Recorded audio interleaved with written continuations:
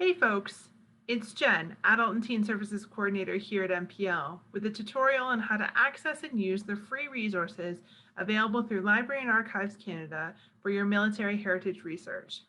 Today I'll show you step-by-step how to access military records via Library and Archives Canada using a relative of an MPL staff member as an example.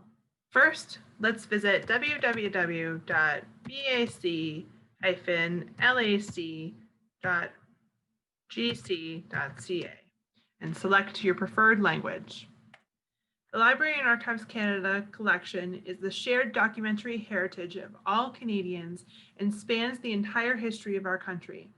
The collection contains materials in all types of formats from across Canada and around the world that are of interest to Canadians.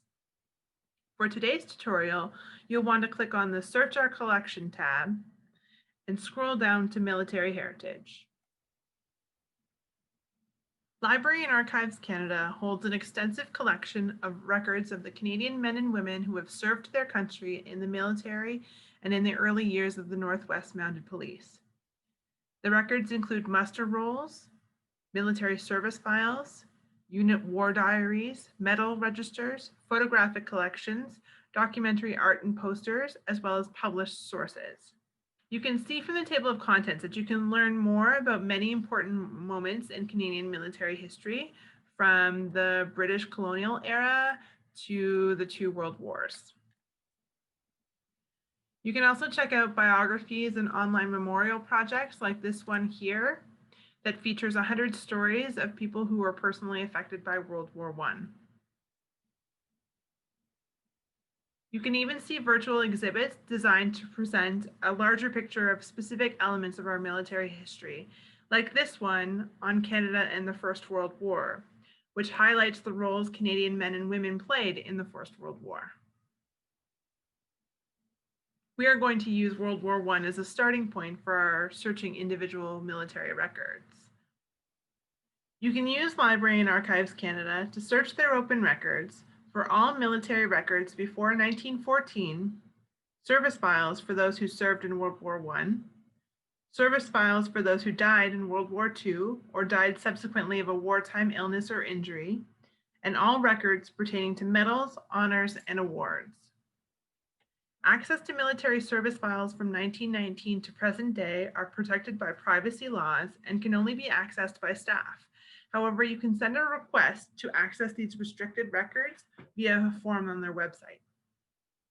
So we'll go back to the Military Heritage landing page and search World War I personnel records. So to do that, we'll click on First World War 1914 to 1918. Library and Archives Canada does not hold records for every type of service that was enlisted in World War I. For example, the Royal Canadian Air Force didn't exist at the time, and those wishing to enlist in the air service would have joined the Royal Flying Corps, the Royal Air Force, or the Royal Naval Air Service. Personnel files for those units are in the custody of the National Archives in England. Today, we're going to be taking a closer look at the Army, or the Canadian Expeditionary Force. So under Army, we're going to click on Personnel Records of the First World War database. Library and Archives Canada have made these records available in digital format to ensure people can easily and quickly download high-quality digital copies of these service files free of charge, and to preserve long-term these unique and fragile paper documents. From here, we're going to click Search Database. This will bring us to a search form. Into the search bar, we're going to type our relative's first and last name.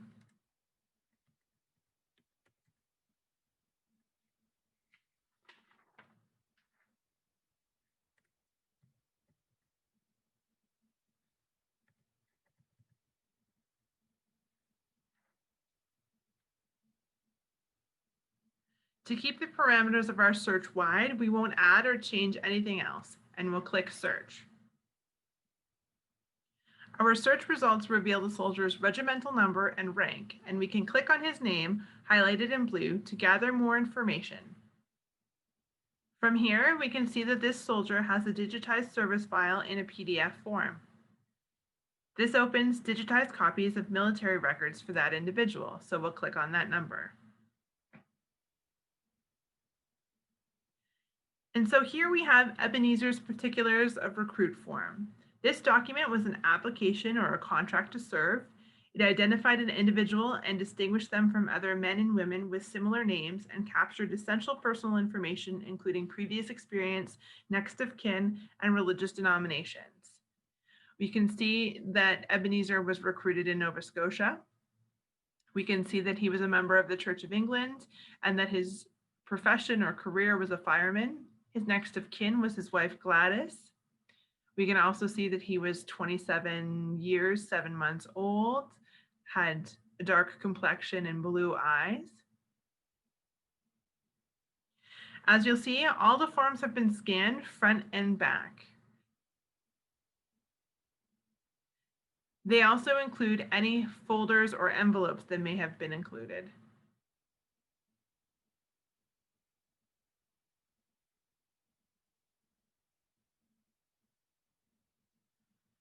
For Ebenezer, we also have a casualty form, active service. This form, or any variation of it, is the most important document on file. It recorded the where, when, and with what unit details of service. It included their date of arrival in England, often with the name of the ship, initial postings to training camps in England. In this case, it was Aldershot, known to be the home of the British Army. Dates of postings overseas in France or Belgium, of joining a unit, promotions, reductions, and transfers.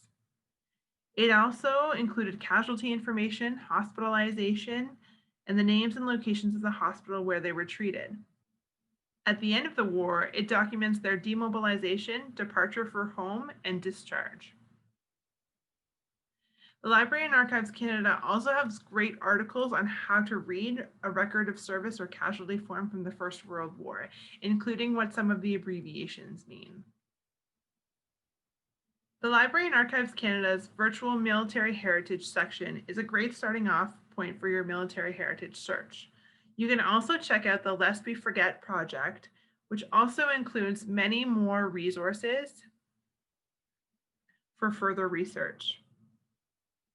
We wish you all the best on your military heritage journey and remind you to take time this Remembrance Day to honor and remember the men and women who have served and continue to serve Canada during times of war, conflict, and peace. Thank you.